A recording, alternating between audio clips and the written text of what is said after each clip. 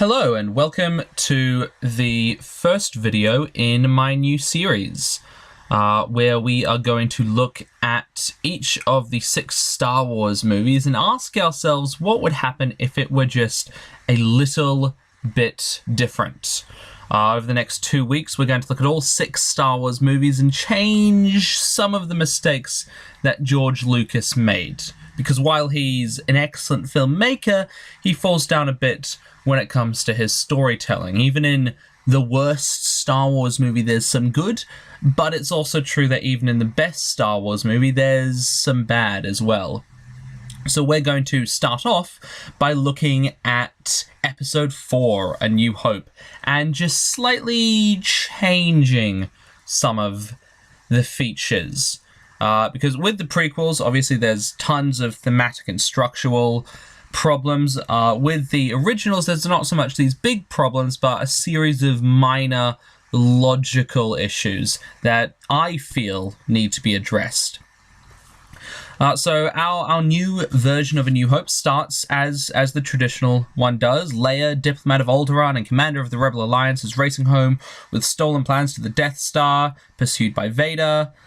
She entrusts the stolen plans to R2-D2 and 3PO and sends them to Tatooine with instructions to find Obi-Wan. And then Leia is captured. But almost immediately, we start changing the structure of it a bit. Lucas really wanted to put the first half of the story from the droid's perspective, which, in my mind, violates one of the cardinal rules of science fiction, that stories should always be told from a relatable perspective, and that perspective should always be as human as possible. So in our version, we're going to cut out most of the droid's storyline, but we're going to make it up. We're going to make up that time later on in the film, so don't worry. But in this version, R2-D2 and C-3PO go down to the planet, and their shuttle is seen descending into the planet by Obi-Wan and Luke. Now, here's the second significant change. I always thought it was really not so much dumb, but confusing as to why Obi-Wan has Luke on this planet for 18 years. He knows Luke's going to go fight the Empire someday, and he doesn't spend any of that time training him. Instead, Luke gets, like, the 6 hours of training Obi-Wan gives him on the Millennium Falcon before he gets killed. And I always thought that was really dumb. So in our version, Uncle Owen and Aunt Beru just aren't a thing. And instead, Obi-Wan has spent the last 18 years, however old Luke is, he spent the last few years training Luke. So that Luke isn't a fully realized Jedi yet, but he's definitely got some skills. He knows how to use the Force in a basic manner. He's fairly good with a lightsaber. And the Luke we're getting is a more reserved, confident Luke, not the whiny bitch Luke we get in Episode 4. He's actually done some stuff. He knows what he's about this time. So as R2-D2 and 3PO crash on the planet, Obi-Wan and Luke, they're training, they're sparring with lightsabers or something or other, and they see the droids crash down. Maybe before they see that, they could have a moment where they talk about Anakin's father. So, about Luke's father. And Obi-Wan could be your father was one of the greatest warriors and pilots of the Clone Wars, and he was killed in action, and all that sort of stuff. That conversation we got, and at the start of Return of the Jedi, we could have that now, and really start establishing the thematic approach of Luke's relationship with his deceased father. So they go and find the droids, and Obi-Wan, they see the message. Obi-Wan's like, it's too dangerous to stay on Tatooine. We have another really cool moment where Obi-Wan gives Luke his father's lightsaber to replace his training one, and they go off to Mos Eisley to find Han Solo and everything. Now, aboard the Death Star, we get basically the same scene as the original. Tarkin, Vader, and all the Moffs are discussing the Rebel Alliance, Death Star, all that sort of stuff. But in our version, Tarkin's seen as more overconfident, and Vader's seen as more mysterious. Now, in the original theatrical cut of A New Hope, Lucas had no idea how people would respond to Darth Vader, and Vader is actually only on screen for 12 minutes of A New Hope. So we do want to give him a bit of a bigger role here. We want to make him seem more attuned to the Force. We want to make him seem more mystical. So maybe here, instead of just talking about the Senate and the Death Star and everything, Tarkin could be saying something really overconfident, and Vader could be warning him not to be overconfident. The Force is constantly in motion. Empire isn't as stable as he might want to think. All that sort of stuff. Establish a bit of a rivalry between the two. But meanwhile, Obi-Wan and Luke travel to Mos Eisley. Everything is the same there. They meet Han Solo and Chewbacca. Minor change here. We can have the droids recognized by the Empire, so we can have a bit of a chase scene through the streets of Mos Eisley with Obi-Wan, Luke, Han, and Chewie. That might be really fun.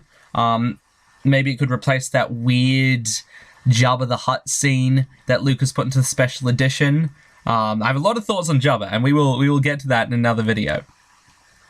But escaping the Empire's henchmen, the Millennium Falcon is able to break through the Empire blockade surrounding Tatooine, and it is on its way. Now, en route to Alderaan, we can still have the basic training between Obi-Wan and Luke. We can still have Han and Obi-Wan arguing about the Force, because I always really liked that scene between Han and Obi-Wan. Only difference here is we have Obi-Wan specifically mention to Luke that he thinks Chewbacca looks familiar. And we have Obi-Wan specifically mention that Chewbacca used to be a hero in the Clone Wars, which, you know, by this point the name of the Clone Wars has already been dropped a few times already. You know, clearly established Chewbacca's arc a bit better. Have it actually make sense when he shows up in Revenge of the Sith, which I thought was a really nice touch, to be honest. Leia is taken before Tarkin and interrogates him, all that sort of stuff. Maybe we might get a bit more detail about who Bail Organa actually is, so we kind of care when his entire planet is destroyed. I don't know, maybe. But everything's more or less the same. From in the next section of the film. Falcon arrives at Alderaan, captured by the Death Star. Everyone goes aboard the Death Star, and everything, most of what happens on the Death Star works out the same way, because I was always a big fan of that. Han and Luke free Leia, disguise stormtroopers, garbage chute scene, all that sort of stuff. Only difference here is they meet up with Obi-Wan before the confrontation with Vader, and as they go back to the hangar hall, that's where they meet Vader. And instead of Obi-Wan battling him, it's Luke and Obi-Wan battling Vader in a sort of like the Duel of the Fates scene in Episode 1. And the fighting gets incredibly intense. I always thought the lightsaber combat between Obi-Wan and Vader in A New Hope was really lame, to be honest. And you can just say that's, they're both fairly old actors, affects the time, they couldn't do very good stunts, whatever. But it was still kind of lame. So we're changing that up, and we're having the lightsaber combat more ferocious, more emotional, more intense. Especially for Obi-Wan, because he knows who it is. And for Luke, this is his first major confrontation. He's giving it his all. He's trying to impress his master as much as he can. And like Qui-Gon in Phantom Menace, Obi-Wan nobly sacrifices himself to save his apprentice. And knowing that the two of them can't beat Vader, Obi-Wan uses the Force to push Luke towards the Falcon where the others have run to, and while Obi-Wan's distracted using the Force to do that, Vader stabs him, and we get the whole no scene. But here, Obi-Wan's death actually means something, because he's not just this old guy Luke met 2 days ago. He's been Luke's father, effectively, for his entire life. And we really start seeing the emotional toll on Luke, and it actually makes sense. But here's where the next sequence, where they arrive at Yavin 4, is where that's where we take the time that we took away from the droids at the beginning, and we put that time here, and we really extend the Yavin 4 scene, and we introduce some new characters for the first time. So the Falcon arrives at Yavin 4, greeted by General Deduna and Mon Mothma this time.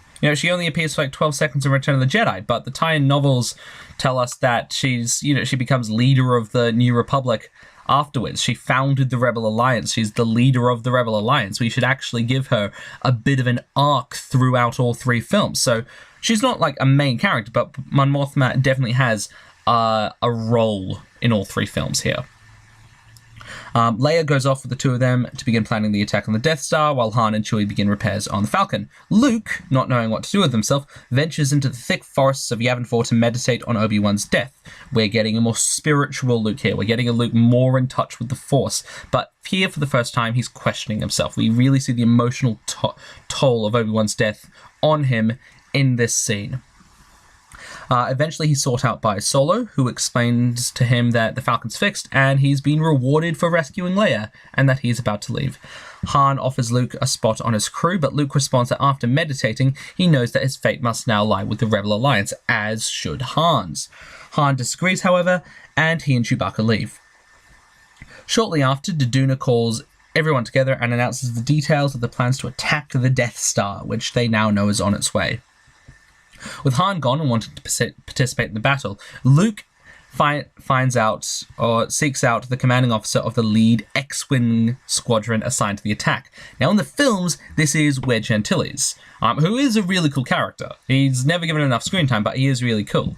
But because Star Wars has always sort of suffered a pathological lack of strong female characters, we're actually going to remove Wedge and replace him with a character from the expanded universe, former Imperial officer Captain Juno Eclipse, who shows up in the Force Unleashed games and who is absolutely an amazing character.